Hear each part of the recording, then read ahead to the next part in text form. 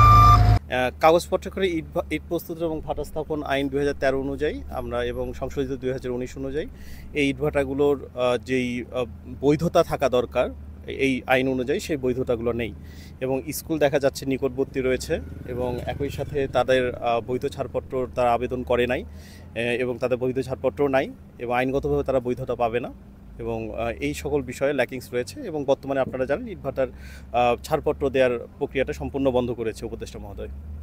ঠাকুরগাঁ জেলা কার্যালয়ের উদ্যোগে ঠাকুরগাঁ জেলায় অবৈধ ইটভাটার বিষয়ে অভিযান চলমান রয়েছে এবং এই অভিযানের বিষয়ে আমরা গতকালও অভিযান পরিচালনা করেছি এবং আজকে অভিযান পরিচালনা করছি।